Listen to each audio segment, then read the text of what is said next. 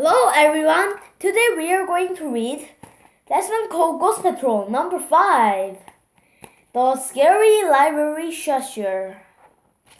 It is by Andrew Smith Dosso, illustrated by Victor Rivas. Are you ready to read? Then let's go!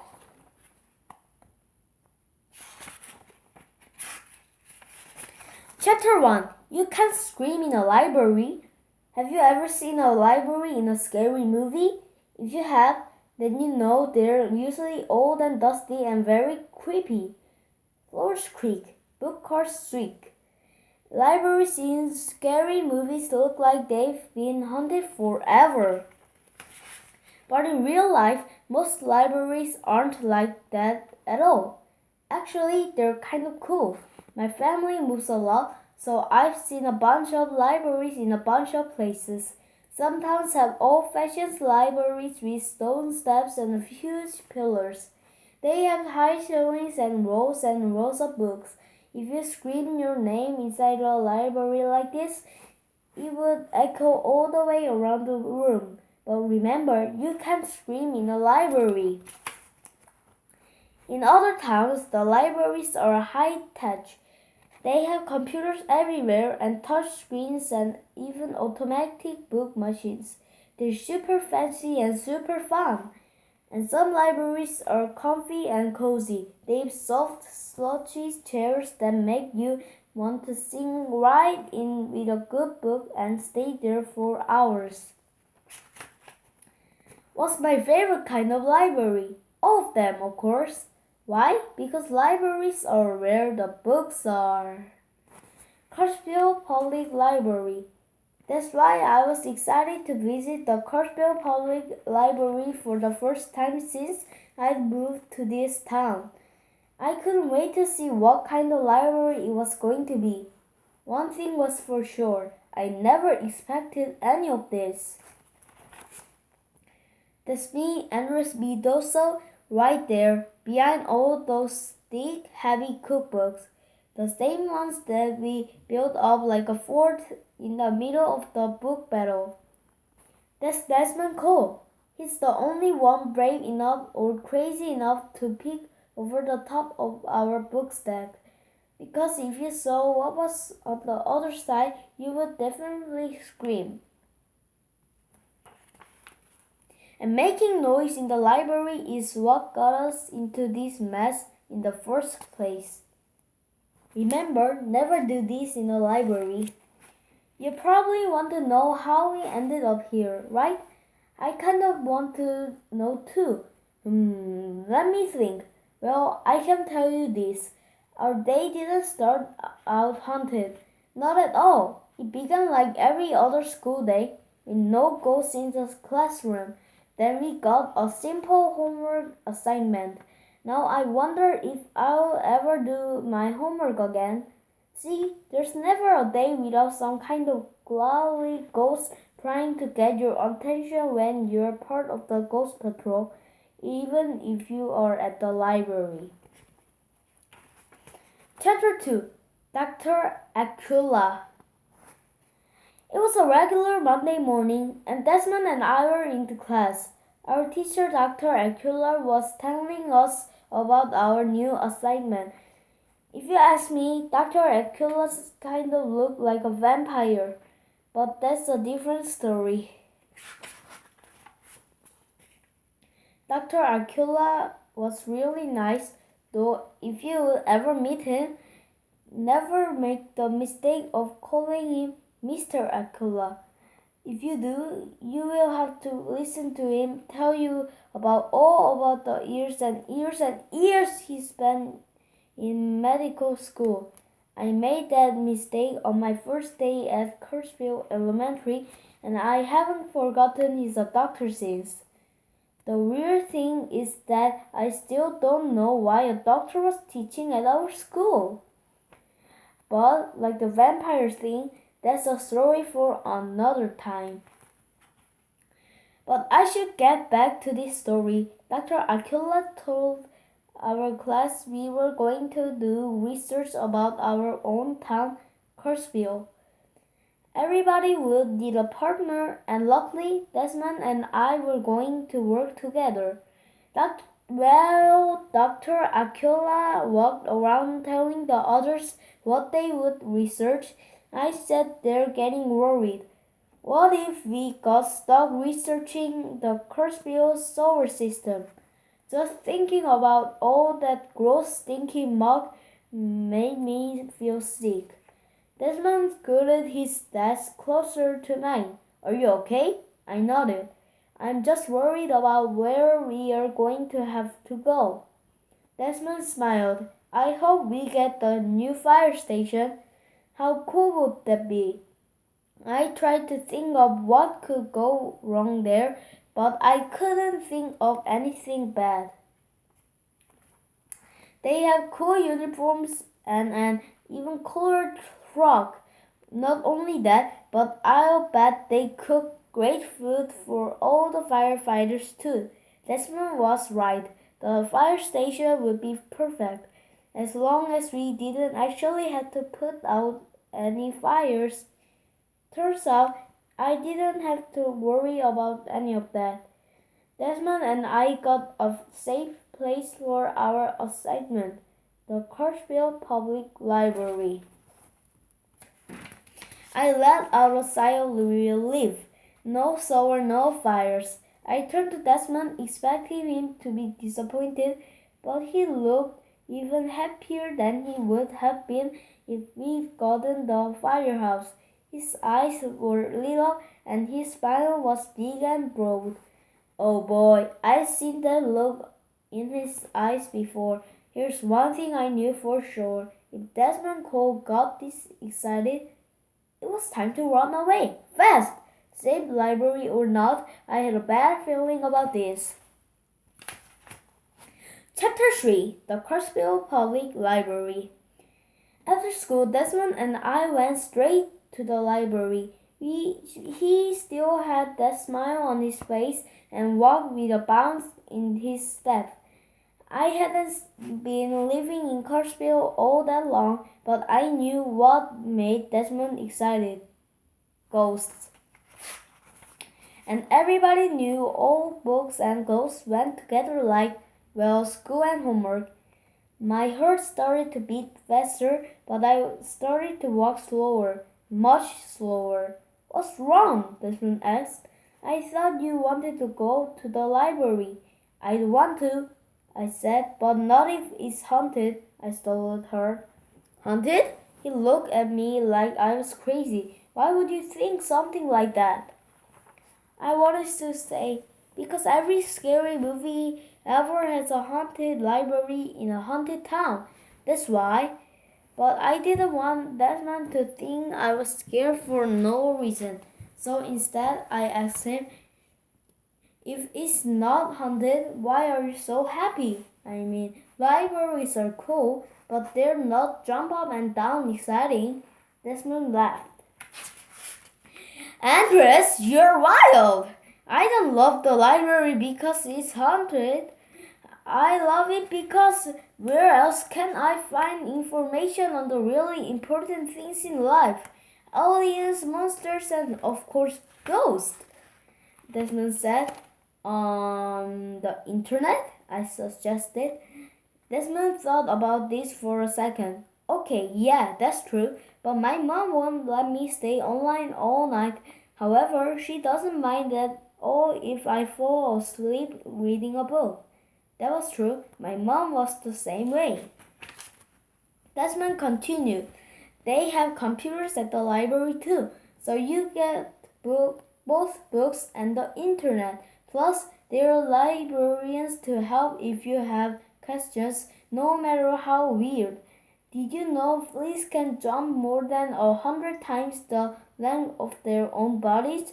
That would be like you jumping almost half a football field. Guess where I learned that? At the library? I asked, even though I knew that was the right answer. Then immediately I started scratching my hair. Just thinking about fleas made me itchy all over. Other than the itches, I felt myself starting to calm down a little bit. Desmond was right. The library was full of books and computers and nice librarians. What was I so afraid of? Come on, Desmond said, and he started doing that bouncy walk thing again. So I followed behind him, trying to bounce too. I'm sure we looked really, really strange. It didn't take long to get to the library, and when I saw it, I stopped bouncing and started panicking. That crazy library looked even more haunted than our haunted looking school, and I didn't think that was possible. It was an old building that was surrounded by dark trees with no leaves. There were a lot of windows that looked like eyes, but what scared me the most were the statues. Even the creepy statues had creepy statues as pets. Without knowing it, I started to walk backward away from that strange library. Andres, Desmond said, you're moving in the wrong direction. I go still staring up at the library. Desmond grabbed my arm. Dude, hurry up. We have work to do. As Desmond dragged me inside, it looked like those window eyes were watching us. Chapter 4. Mrs. Switch. As soon as we stepped through the front doors, I was surprised to see that the library looked just like an old library. There were bookshelves everywhere and spiral staircases leading all the way to the upper sections. And it was quiet, so quiet you could hear a flea's sneeze. I itched. This way, Desmond said, and we walked up to a woman sitting at the front desk. Hi, Mrs. Swish. This is my friend Andres. He's new at town. Welcome to Curseville, Andres, she said. I'm the librarian. I smiled and said, thanks. Mrs. Swish was not the kind of librarian I was expecting. She was sort of young for a grown-up. I thought a library like this would have a gray-haired librarian who would look more like a fortune teller with a crystal ball and wrinkly hands. Mrs. Swish wasn't like that at all. She looked cool. Desmond told her about the report we were doing on the library, and she pointed us to the history section on the second floor. On the way, we passed the kids section, so of course we had to stop. I mean, they had one of the most amazing kids sections I'd ever seen. And I've been a ton of libraries. They had everything, including the newest issues of my favorite graphic novels and comic books. Desmond headed straight for the scary books while I flipped through the latest Captain Awesome book, and for a few minutes we forgot what we were at the library to do. That was when I got a feeling like someone was watching me. At first, I thought it was my imagination, just like when I thought the library had eyes. Then I looked down at the row of books into the grown-up section. I saw an older woman staring in my direction. Something about her gave me a bad feeling, but I wanted to finish reading my book. So I tried to ignore her, but I could still feel her staring at me. When I looked over again, she wasn't so far away anymore. She had moved closer to us. I dropped the book onto the table and ran over to Desmond. He was holding a huge book about monsters.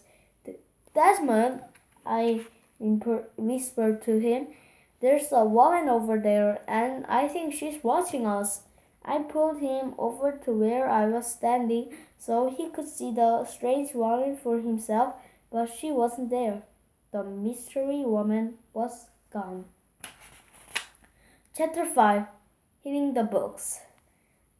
I am telling you, I whispered to Desmond, There was a woman, and she was staring right at me. It was freaky. Then where did she go? Desmond asked. I shrugged. I don't know. It was pretty strange how she had disappeared so quickly. Where could she have gone so fast? Desmond patted me on the back. Maybe it was your imagination, he said. I know how you get. I stared at him for a few seconds with my mouth hanging open. Wow, you don't believe me? I asked. I'm telling you that she was here. Desmond shrugged. Maybe she wanted the book you were reading. Captain Awesome? I asked. Really? You'll never know, Desmond said, laughing. Look, forget about it. We have to get to the history section and work on our report. I'd almost forgotten all about that. Desmond went over and returned the monster book to the shelf, but as we walked away, we heard the book fall to the floor. The loud thud echoed around the quiet library. Then Desmond walked back and replaced the book, but it fell again. The sound was even louder this time. That's when we heard a craggy woman's voice say, "Shh." It was the longest, creepiest sound I'd ever heard. So creepy that it gave me shivers. To make matters even weirder, there was nobody around. I mean, nobody! Desmond and I were totally alone in the kids section. Remember the shivers I talked about? They ran from my toes up to my hair. Desmond picked up the book and put it back on the shelf for the third time. And it fell off for the third time. But Desmond was ready this time. He caught the book before it could hit the ground. Did you see that catch? He asked me, holding the book up in the air like he had just made the play of the game in World Series. Just then, all the other books on the shelf started to shake. My eyes opened wide, my lips moved, but I couldn't speak, especially because what happened next was unbelievable. One by one, the books floated off the shelf all by themselves. Then they started flapping their covers like wings until suddenly the flying books swooped down toward Desmond. My best friend was under attack. Desmond called out, trying to shield himself. Desmond was completely shocked, and so was I. But I couldn't just stand there. I had to rescue him. Without thinking about it, I ran over to him and started batting away the books. I had heard of hitting the books, but this was ridiculous. As we battled, Desmond and I looked at each other, and we knew what we had to do. It was Ghost Patrol time, but first we needed to warn Mrs. Swoosh. Chapter 6 Mess No Mess. Right this way, Desmond said a few minutes later. We brought the librarian, Mrs. Swoosh, back to the scene of the weirdness. I'm sorry to have to show you this, but take a look, Desmond exclaimed, pointing to the mess. The mess wasn't there. The kids section had been totally wrecked, but now it was back to normal. All the books that had been flying around the room were placed neatly back on the shelf in order. What happened? Desmond asked. That's impossible, I said. Mr. Swoosh looked from Desmond to me. Boys, I think you've been reading too many scary stories, she said. I don't even like scary stories, I mumbled, but Mrs. Swoosh didn't hear me. She was too busy walking away, leaving us alone again. Desmond leaned in and whispered to me, Don't worry about Mrs. Swoosh. You and I know what we should, right? I nodded. I will never ever look at the book the same way again. This is serious, Desmond said. You know what we have to do, right? I gulped. We? I asked nervously. We have to save the library. That same excitement I saw earlier was back in Desmond's eyes. Let's start in the ghost story section, the grown-up ghost story section. Desmond grabbed my arm and pulled me up a spiral staircase which was old and risky.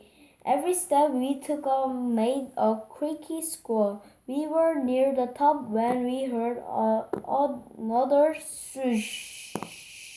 Again, there was nobody around. Desmond and I ran down the hall. My heart was beating at double speed.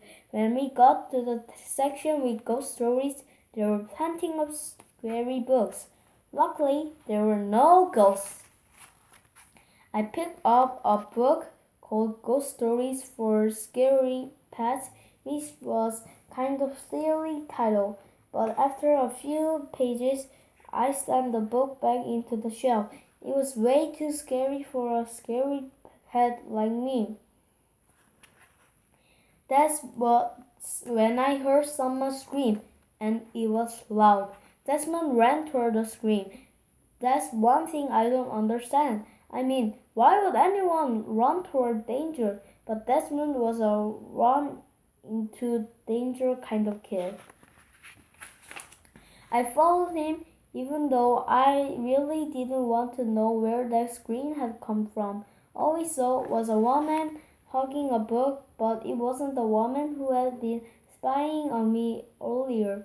Desmond yelled, "The book is attacking her!" He ran over to the woman and tried to wrestle the book away from her. But the woman was not going to let that book go. "What's wrong with you?" she asked Desmond. "I've been waiting to read this book for 3 months. How dare you try to take it away from me?" Desmond stepped away from her and apologized. "Sorry, I thought, sorry." The woman looked at the book and screamed again. I guess she was really excited about that book. That's when we heard another shh. The woman shot us a look like she thought we had said it, but the shushing noise came from the next room over. As the woman walked away with her prized book, Desmond grabbed my arm. Before I could stop him, he pushed me into the computer lab. This time we weren't running toward a screen. We were running toward a shush. Chapter 7.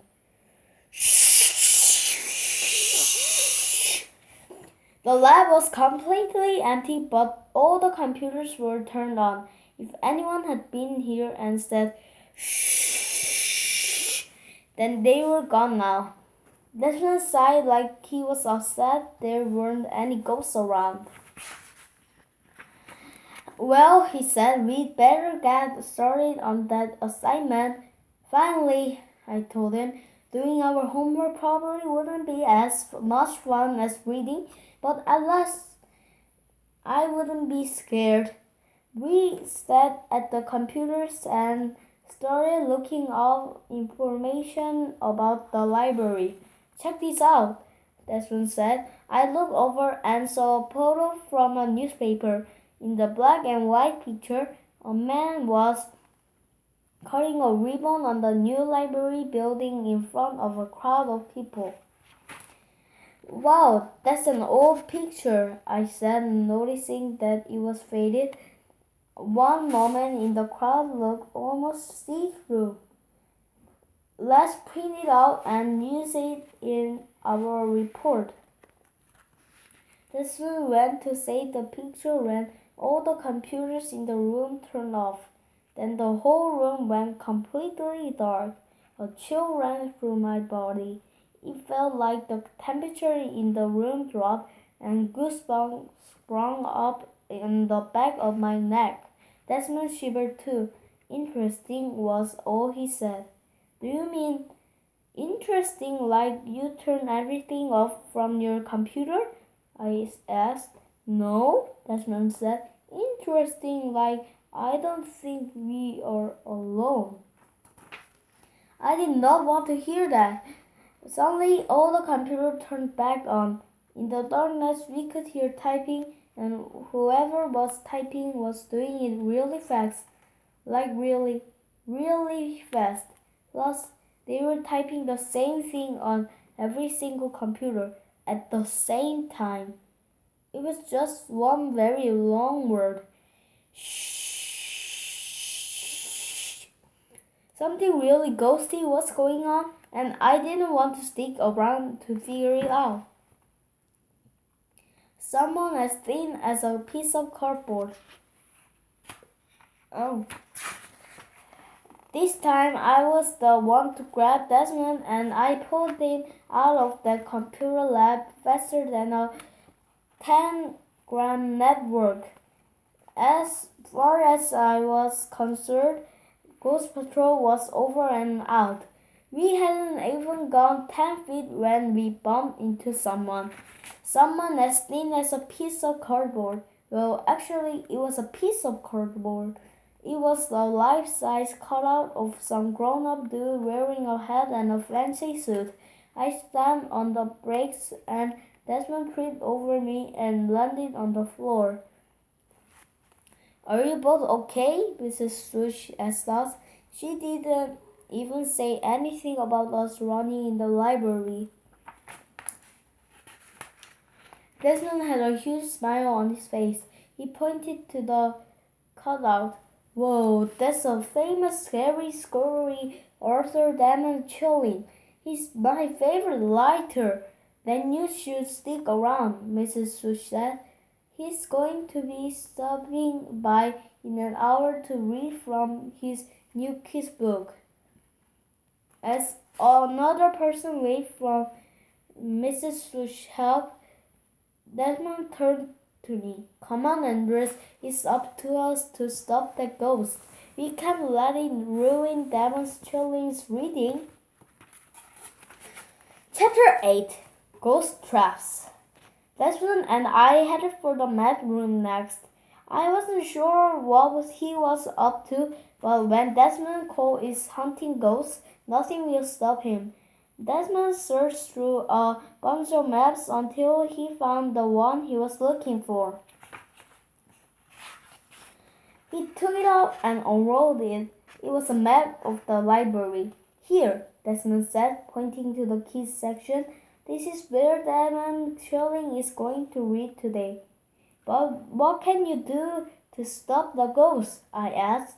Desmond pointed to another room on the second level. The question is, what can we do to stop the ghost? And the answer is simple. We set up a ghost trap. Right here. Did you say ghost trap? I could feel falling inside my stomach. Ever since I moved to Kirksville, I've seen my share of ghosts, and they never seem easy to trap. They seem to be able to get out of anything. Trust me, Desmond said. I know ghosts. I nodded. He was right. He didn't know a whole lot about ghosts. A lot more than I did. That was for sure. But what was a ghost trap? Desmond rolled up the map and put it back on the shelf. Listen, ghosts hunt places because they want something. They don't do it just for fun. Makes sense, I said. If a ghost hunts a donut shop, it's probably because he likes donuts, Desmond said. If I were a ghost, I would hunt the arcade. That would be awesome. I bet this ghost loves books, Desmond continued, so let's give her some books. We ran to the area that Desmond had pointed out on the map. We are going to build a book fort, Desmond said. That will be the perfect ghost trap. A half hour later, Desmond and I had built a book fort to end all book forts.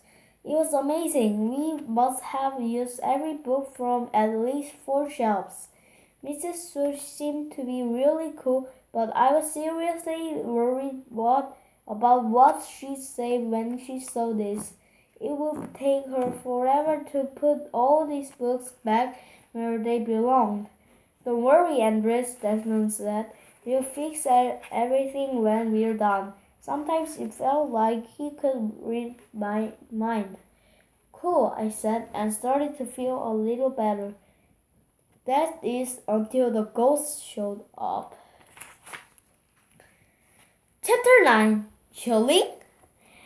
Here's the thing about ghost traps. Sometimes things go wrong, and this was one of those times. On one hand, Desmond was right. The ghost did show up. She floated right into the room and headed straight for the book fort. Desmond and I hid, waiting for her to see all those books and start reading. But on the other hand, Desmond was wrong. He thought the library ghost must be interested in books, but she wasn't. She floated right past them and headed straight for us. That's how Desmond and I ended up in our current situation. As the ghost got closer and closer, I shook and shook my hiding place behind those huge cookbooks. But Desmond was trying to be a superhero.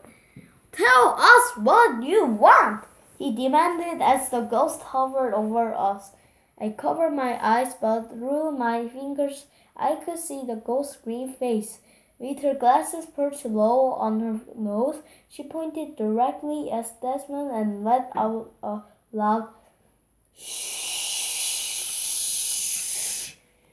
It was so loud and so strong, wind whipped up and started blowing. It blew so hard, I thought it was going to blow the hair right on my head. The good thing was that her shush was so powerful it blew most of the books right back onto the shelves. For the bad thing was that without the books, Desmond and I had no fortress and no ghost trap, so we backed up against the wall as the ghost loomed over us. Finally, she whispered in a raspy voice, "What time is chilling?" Chilling? What's that kind of scary ghost term? What did it mean? Do you mean that Desmond chilling reading? Desmond asked her. His reading starts in a little while. Oh, I can't wait, the ghost said, and she actually smiled. I am a big fan of his work. Me too, Desmond agreed. I couldn't believe it. Desmond could just make friends with another ghost, the ghost's eyes. I've had trouble reading books lately. The words are so blurry. So now I have to listen to people read if I want to enjoy books. She pointed to both of us. But I can hear them read with loud people like you in the library. Desmond thought for a minute while I just stood there trying to stop my feet from chattering. Suddenly, he picked up a book from the table and held it up. Can you hold this for me? The ghost reached out to take the book, but her ghost hand missed it by a mile. Desmond said, just like I thought. That was when Desmond got that look in his eyes. I knew what that meant. Desmond had an idea. Chapter 10. Green Loud Atoll. It turns out the scary library Shusher is actually named Atoll, and she's kind of nice once you get over the green color and all that loud shushing. It was Desmond who figured out Atoll's problem. Her glasses were old, like really, really old. They were so old that they didn't help her see anymore. She was having a hard time reading, so we called Jax, the ghost who lives in my basement. He could fix anything. I should know. That ghost had fixed just about everything in my house, even if it wasn't broken. Jax came to the library to fix Achel's glasses. She was so happy that she gave him a tight hug. One goes to another. Now I can see every word, she exclaimed, and I won't have to shush everyone again. I felt so rude doing that. In the lost and found, Desmond found a hat and a jacket for Aito to wear, and we got her to the Demon Chilling reading just in time. His book had tons of chills and thrills. When he was done, Aito chilled the loudest, and I think she surprised everyone there, even chilling. You finished this book. Congratulations! See you next time. Bye!